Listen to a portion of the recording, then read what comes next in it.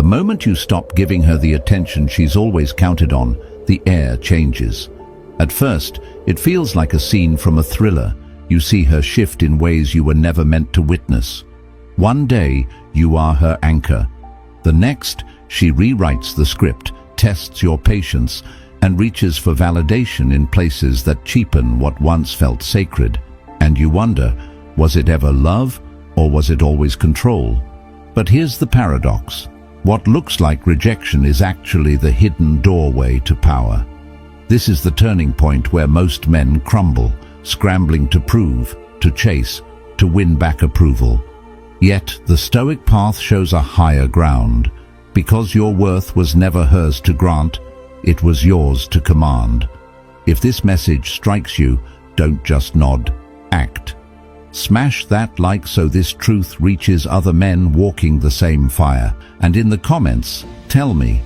Drop a 1 if you've felt her test, or a 2 if you've resisted it.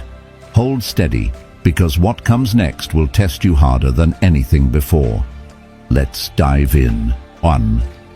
The storm of her tests. Brother, the moment you stop chasing, she feels it before she understands it. Your silence hits harder than anything you could have said, because it rewrites the rhythm she's always counted on.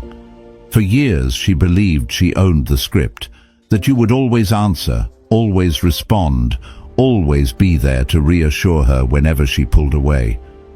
But the day you stop feeding that script is the day the storm begins, and make no mistake, she will test you harder than she ever has before. At first, these tests won't look dangerous. She may withdraw affection just slightly, enough to make you question yourself. She may flirt in front of you, or drop a name of another man into conversation, watching you like a hawk for the smallest crack in your composure. She may start an argument over nothing at all, just to see if you will raise your voice, chase her energy, or fall into defending yourself. And your instincts, the very habits that once defined you, will rise up screaming, prove yourself, fix it, win her back. That's how men get caught. That's how men lose the frame before they even know what frame means. Psychology explains this dance clearly. What she's doing is not about love. It's about ego defense. When the steady flow of your validation dries up, her nervous system registers scarcity. Scarcity breeds panic, and panic breeds tests. It's not affection she's chasing, it's control. She wants to know if she still sets the tempo, if she can still bend your emotions like she used to. And this is where most men fail, because they mistake the storm for an opportunity. They believe if they just prove enough, if they just show their loyalty in that moment, she will soften.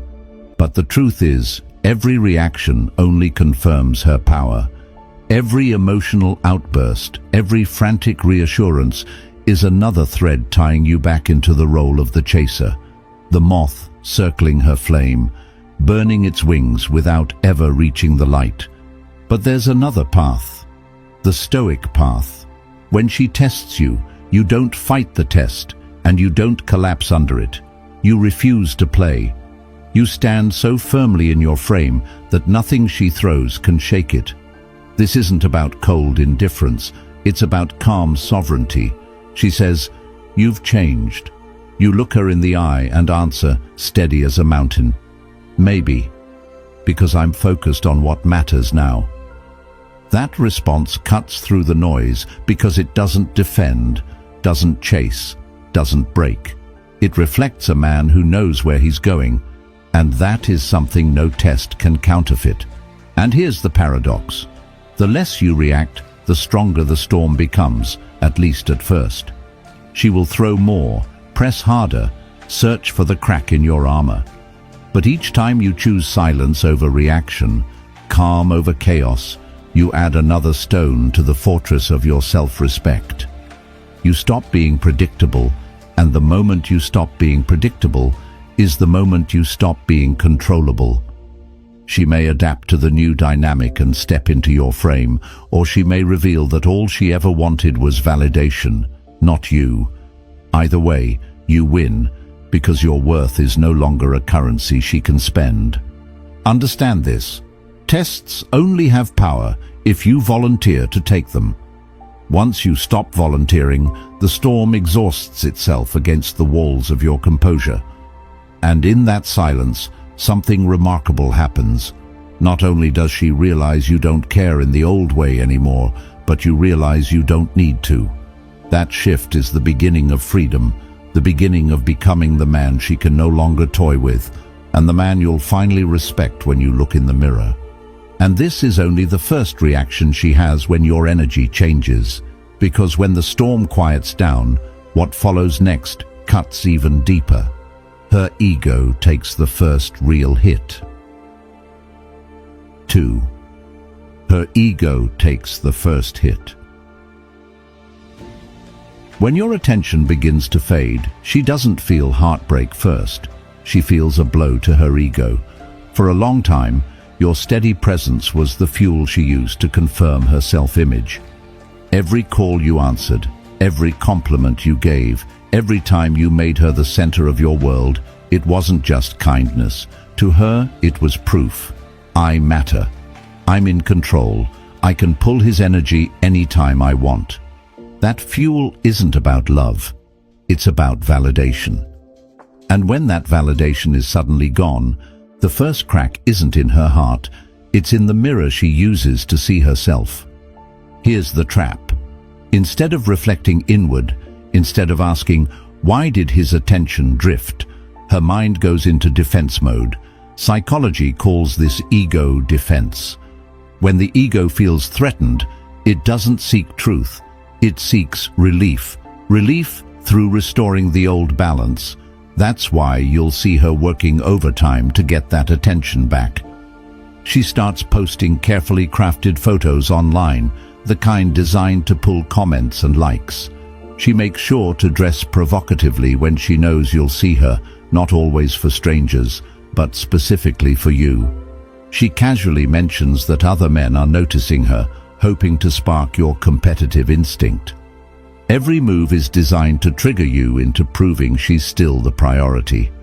And this is where most men collapse. They hear those subtle signals and rush to reassure. They think, if I just give her more attention, she'll feel secure again, and things will go back to normal. But the truth is brutal. When you chase to rescue her ego, you teach her that her sense of worth dictates your behavior. You make her ego the master of your emotions. And once you cross that line, brother, you've lost her respect. The Stoic path is different. You don't protect her ego at the expense of your own. You hold the line. You let her feel the discomfort of no longer being the unquestioned center of your world. Because it is not your job to shield someone from the consequences of taking you for granted. If she says, you've changed, you don't care like before, your answer should be calm, firm and clear. I care about becoming the man I said I'd be. That's not coldness, it's clarity. It communicates that your identity doesn't orbit her moods, but your mission. And here's the paradox. The more she senses that your validation is no longer free, the deeper her respect begins to grow, even if she never admits it out loud. Because beneath the surface, she knows every other man rushes to feed her ego. But you don't. And that difference is rare, magnetic, and unshakable. Brother, let her ego take the hit. Don't rush to heal what was never yours to fix. Because when you refuse to bow to her need for constant validation, you prove you are a man who draws worth from within, and that is the first step toward becoming untouchable in her eyes. But the story doesn't stop there. When her ego can't get the relief it craves, she doesn't just sit still, she goes searching. And that's when she starts seeking validation elsewhere. 3. She seeks validation elsewhere. When your attention fades, don't think it goes unnoticed. It doesn't just leave an empty space, it creates a hunger. For her, your steady focus had become oxygen. Every text you sent, every glance you gave, every effort you made was like air feeding the fire of her self-image. And when you suddenly stop, when the supply line shuts down, she doesn't just feel the absence, she panics. Because validation, in today's world, isn't just a bonus. For many women, it's survival fuel. Here's where psychology makes it crystal clear.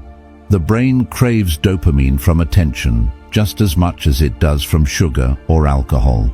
Every like, every message, every compliment is a hit. And when you take yours away, her system goes into withdrawal. This isn't heartbreak, it's loss aversion, the fear of losing what she once thought was guaranteed. And that fear drives action. She won't sit quietly and reflect. She'll go searching. At first it's subtle. She posts that photo that looks innocent, but is designed to spark comments. She laughs just a little louder around other men, knowing you'll notice. She suddenly becomes too busy for you, but finds endless time for everyone else. And then it becomes more obvious. She reaches out to old male friends, the ones she once assured you were like brothers. To her, these are not acts of betrayal. They are attempts to breathe, to fill the gap your silence has created. But here's where men destroy themselves. They see her behavior, feel that sting of jealousy and panic. They think, she's slipping away. I have to fight for her. I have to compete with these men. I have to prove I'm still the one. And in doing so, they step right into the trap. Because the moment you compete, you place yourself in the same category as every other man fighting for her attention. You give up your position as the prize and become another bidder in the marketplace. The Stoic man doesn't play that game. He understands that her search for validation elsewhere is not a sign of strength. It's proof of weakness. It reveals that your attention carried weight. It meant something.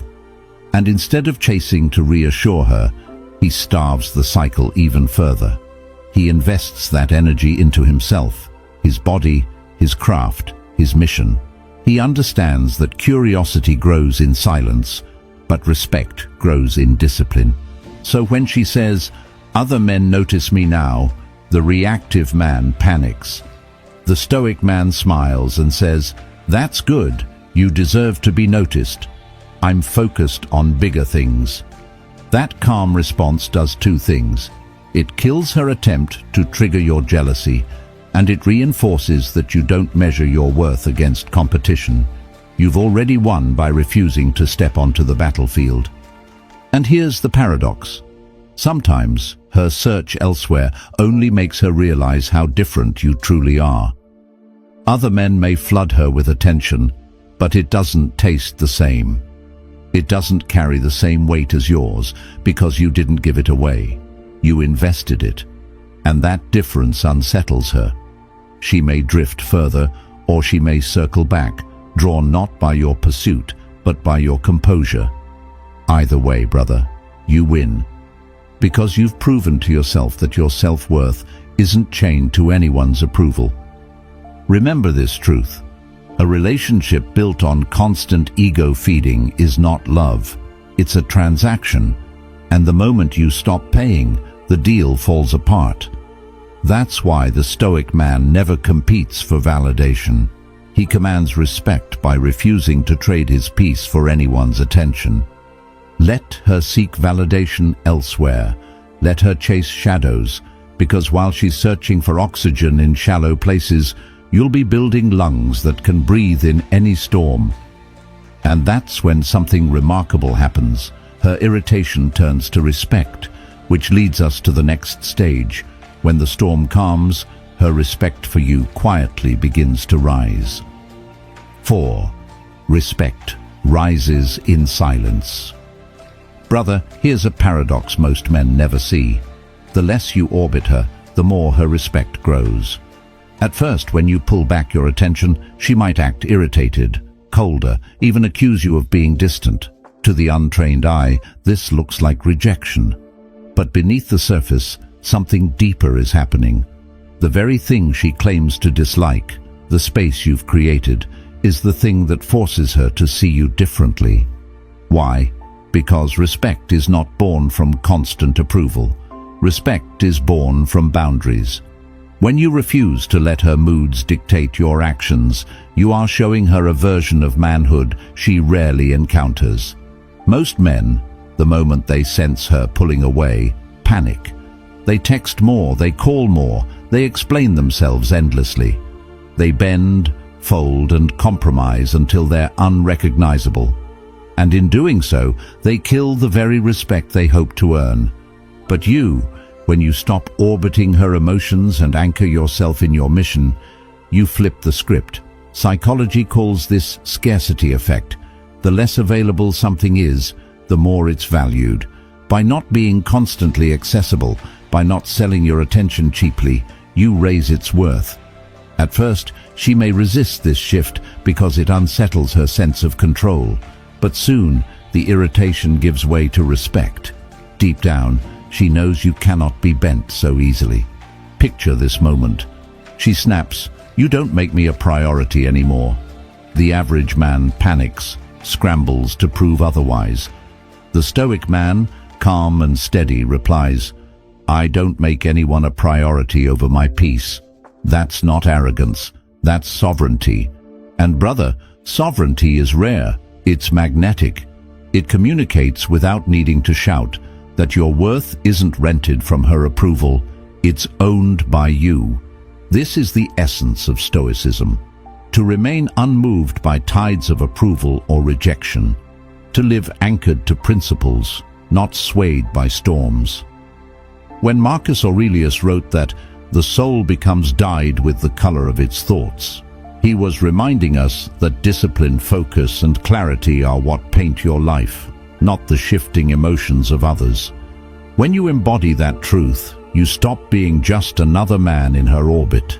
You become the center of your own gravity. And whether she admits it or not, she feels it. Here's the paradox that bites hardest. Women may enjoy constant attention, but they cannot respect a man without a backbone. Respect doesn't come from the man who gives everything away. It comes from the man who knows how to keep himself. Every moment you choose mission over mood, discipline over drama, you teach her that if she wants your time, she must bring value to the table. And that's when her respect begins to grow, not from words, but from instinct. Brother, understand this. Respect is the soil in which true attraction grows. Without it, everything withers. With it, even storms can be weathered. So don't be fooled by her irritation, her accusations, her tests. Look past the noise and see the shift. Because beneath it all, her respect is rising, quietly but steadily. And that respect is far more powerful than fleeting attraction. It's the foundation for anything worth having. But here's where it gets dangerous. When she realizes she's losing her place in your mind and her respect grows in silence, she may not sit still.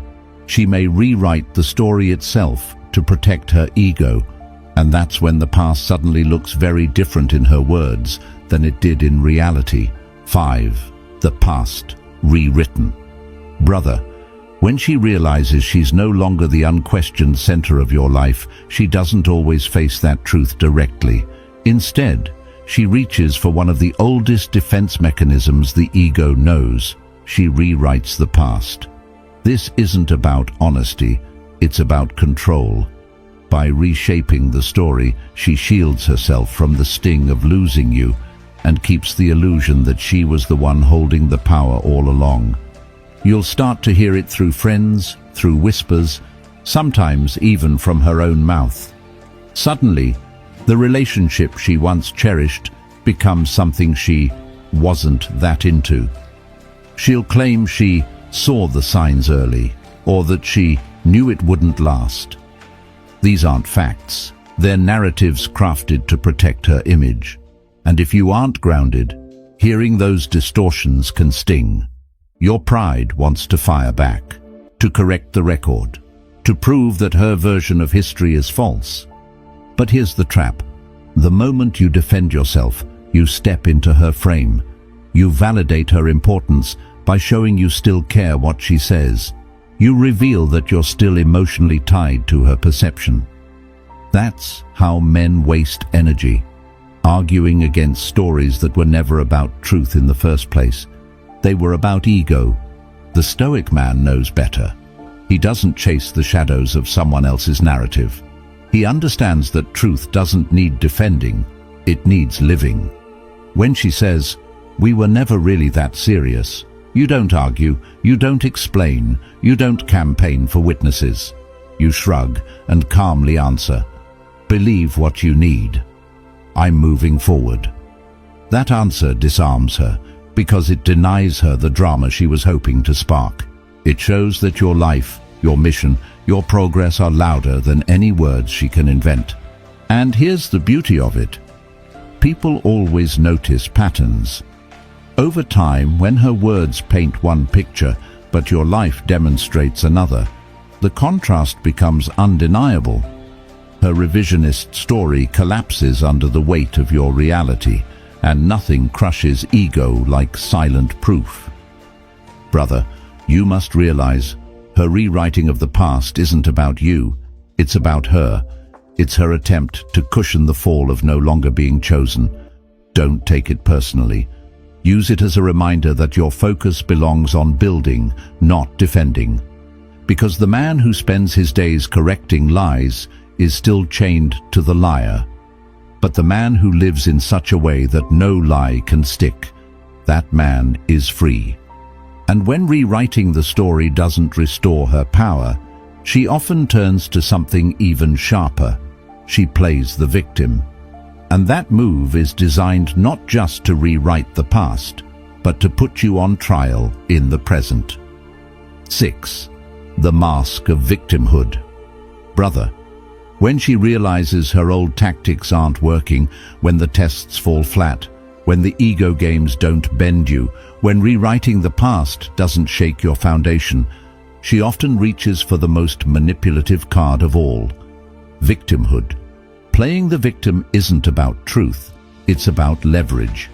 It's about flipping the script so she regains the moral high ground without ever facing her own choices. Here's how it looks. Suddenly, conversations with mutual friends are peppered with hints of how you've changed. She suggests you've wronged her, or that she gave everything while you gave nothing. She might even tell people you hurt her more than anyone else. The aim isn't accuracy, it's sympathy.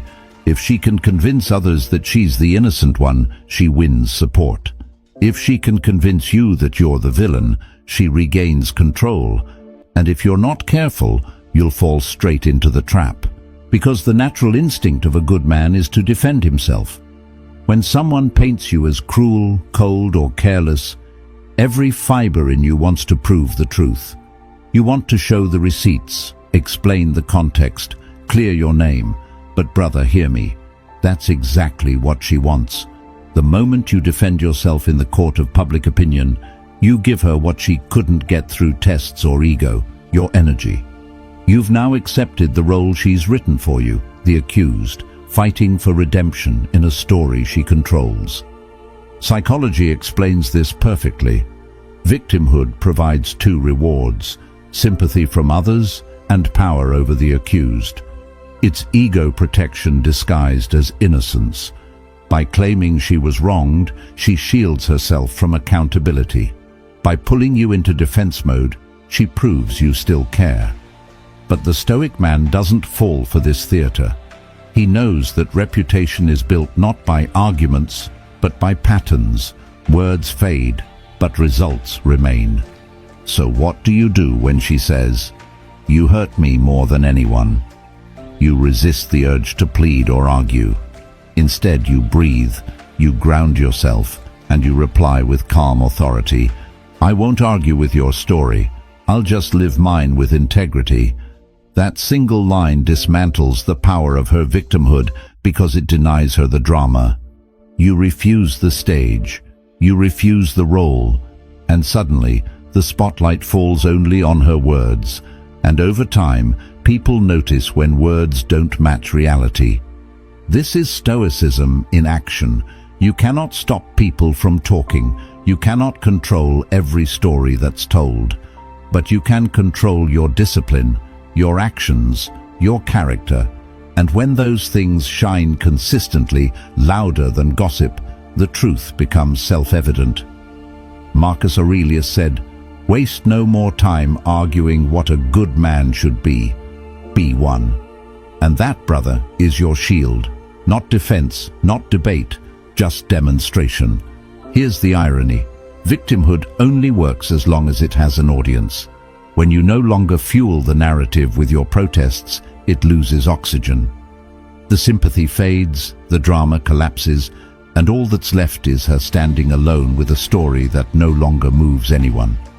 Meanwhile, you've kept your dignity intact, your peace untouched, your mission alive. Brother, let her play the victim. Let her paint her story. Because the man who doesn't bend to lies ends up standing tallest in truth. And when the victim card loses its power, she's forced to reach for something even more tempting, pulling you back in with warmth, nostalgia, and the illusion of closeness.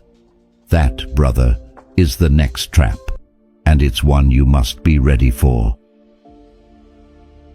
7. The trap of warmth. Brother, when every other tactic has failed, when the tests didn't bend you, when the ego plays didn't work, when the victim card fell flat, she often reaches for her most dangerous weapon. She flips the switch back to warmth. Suddenly, the same woman who tested your patience, accused you, or painted herself as the victim, begins showing you the charm that once pulled you in.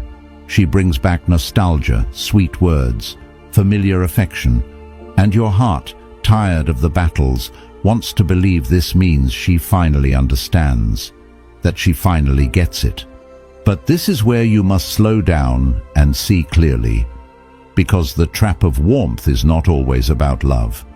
Often, it's about control. Think of it this way. When she feels her grip slipping, she knows that harshness alone won't bring you back, so she reaches for softness.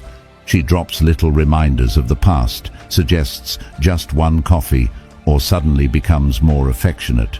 And for a man who has fought to detach, this feels like rain in the desert. You remember the good times, the laughter, the moments that made you fall in love in the first place. And deep inside, a voice whispers, "She's changed. She finally sees my value." That is the danger, because the truth is, nothing in her behavior has changed except the mask. This warmth is often a test in disguise. It's her way of checking whether she can still reel you in at will. And if you drop your boundaries here, you send a message louder than words. Yes, you can reset me anytime you want. Yes, you still own my emotions. The moment you cross that line, the cycle begins again. Same games, different day. And the respect you've gained by holding the frame evaporates overnight. This is why Stoic wisdom is vital. You must anchor in vision, not emotion. Your life must be built on a mission that no wave of warmth or storm of conflict can pull you away from. Because emotions are temporary, but vision is steady. She might say softly, "I miss how it used to be," and your old self would melt. But the man who has grown replies calmly, "If the future doesn't look different, the past isn't enough." That one sentence separates you from every man who collapses under nostalgia. It forces her to face the reality that charm without change is manipulation. Understand this. Nostalgia is powerful because it paints over the pain. It makes you remember only the good while forgetting the reasons you walked away. But you cannot build a future by recycling the past. If she wants back in your life, it cannot be because of warmth in the moment. It has to be because of sustained change in her actions. And if that change never comes, then the right move is to keep walking. Brother, every time you choose vision over emotion, you strengthen the muscle of self-respect. Every time you refuse to fall for the comfort of familiar affection, you prove that your growth is not for sale. And here's the irony. When she realizes she cannot buy her way back into your life with charm, her respect for you solidifies. because deep down, even she knows that a man who refuses to betray himself is the kind of man who cannot be replaced. But the journey doesn't end here, because even if she moves on, even if she finds someone new, one truth remains. Her eyes will still search for you silently from a distance. And that, brother, is where her final reaction begins. 8. Eyes that never leave. Brother, even when she walks away, don't be fooled into thinking she's gone completely. She may post pictures with someone new, project happiness, and tell the world she's thriving. But those eyes that once watched you so closely, never really leave. Curiosity is a stubborn thread, and it ties her back to you long after she's convinced herself the story is over. What you need to understand is this: the images she shares, the smiles she puts on display, they're not always about joy. Many times, they're about sending a message. They are a stage performance designed to prove she's moved on, while behind the curtain her curiosity still lingers. And you'll see it in small ways: a late-night profile view, a question passed through mutual friends, a subtle comment on something you've achieved, wrapped as if it's casual. These are not accidents. They are the quiet signals of someone who is still measuring, still checking, still wondering. But here's the trap. Many men take this as a green light. They see her eyes watching, and they think, she must still want me. Maybe I should reopen the door. That's when they make the mistake of confusing curiosity with commitment. Curiosity is not desire. It's not a promise, not a plan, not a step toward reconciliation. It's the ego's way of asking, could I still have him if I wanted? That's not love, it's reassurance. And if you take her watching as proof that she's changed, you put yourself back into the cycle you fought so hard to escape. This is where many men undo months of progress, because they mistake being checked on for being chosen. You need to flip the frame. Her watching isn't your invitation, it's your confirmation. It confirms that your absence has weight, that your silence left a mark, that your growth hasn't gone unnoticed. But it doesn't mean you should stop and look back. In fact, this is the very moment to keep building, because every step forward you take, every achievement you add, every ounce of strength you build in silence becomes the reflection she cannot escape. When she asks indirectly, "So, how have you been?" The man still tied to the past gives a long story. The Stoic man smiles and simply says, "Better than I've ever been." That answer is not arrogance, it's liberation. It closes the loop without bitterness, without begging, without anger. It tells her, and more importantly yourself, that you have become untouchable, that the chapter served its purpose, but the book is still being written by you, not by her. And the truth is, that's the only closure you ever need. Not her apology, not her return, not her recognition, just the undeniable reality that you're thriving without her. And here's the final shift. When she sees you strong, silent, and centered, her respect quietly deepens, even if she never speaks it. Because no matter what she tells herself, or what story she sells to others, she cannot ignore the evidence. You rebuilt, you grew, you rose, and now her eyes, though they may never leave, can no longer control. This is where your power peaks, not in making her come back, not in proving her wrong, but in living in such a way that even those who once underestimated you can't look away. That is the essence of Stoic victory. You don't just move on, you rise so far above that even when they're watching, they know the story no longer belongs to them. And that truth, the sight of you unshaken, is the viral moment that burns into memory long after everything else fades. When you step back and look at the full journey, you see a pattern that was always there. The storm of her tests, the bruise to her ego, the scramble for validation, the silent rise of respect, the rewriting of the past. the mask of victimhood, the trap of warmth, and finally the eyes that